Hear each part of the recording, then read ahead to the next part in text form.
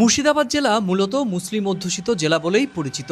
2011 সালের আদমশুমারি অনুযায়ী জেলার মোট বাসিন্দা ছিল প্রায় 72 লাখ। তবে গত 14 বছরে সেই সংখ্যা কম বেশি 1 কোটির মতো বলেই ধারণা করা হয়। এই জেলার মোট জনসংখ্যার প্রায় 60% মুসলিম সম্প্রদায়ের মানুষ।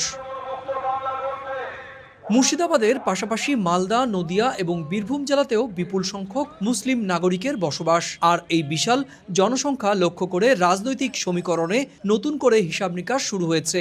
রাজ্যের সব রাজনৈতিক দলেরই রাতের ঘুম কার্যত উধাও। বিশেষ করে মুর্শিদাবাদ জেলার বেলডাঙ্গার মির্জাপুরে প্রস্তাবিত বাবরি মসজিদ স্থাপনের উদ্যোগ নেয়ার পর রাজ্যের মুসলিম সমাজের বড় একটি অংশ এক হতে শুরু করেছে বলে দাবি স্থানীয়দের।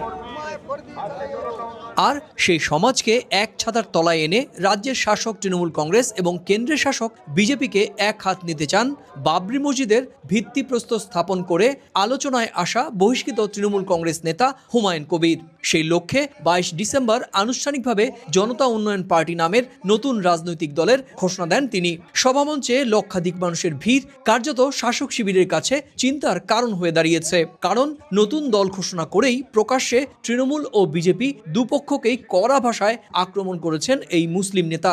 তোমাকে বধিবে যে গোকুলে বাড়িছে সে, মুসলমানরা তোমাকে জবাব দেবে। ওয়েট করেন মুখ্যমন্ত্রী।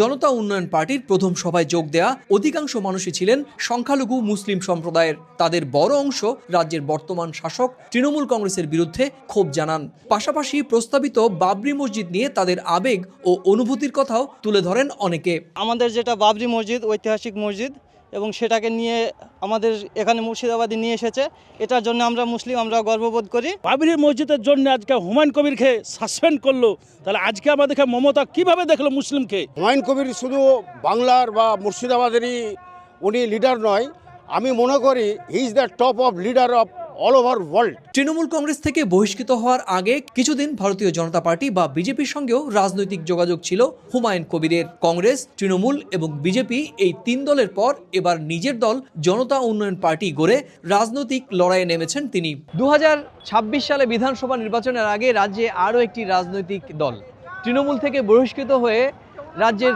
হুমায়ুন কবির নতুন যে রাজনৈতিক দলটি আত্মপ্রকাশ করেছে তার নাম জনতা উন্নয়ন পার্টি। আর আত্মপ্রকাশের দিনই হুমায়ুন কবির রাজ্যের শাসক দল তৃণমূল কংগ্রেসকে রাজনৈতিকভাবে 2026-এ সমূলে উৎপাটনের ডাক দিলেন। মুর্শিদাবাদের বেলডাঙ্গা থেকে সুব্রত আচার্য, সময় সংবাদ।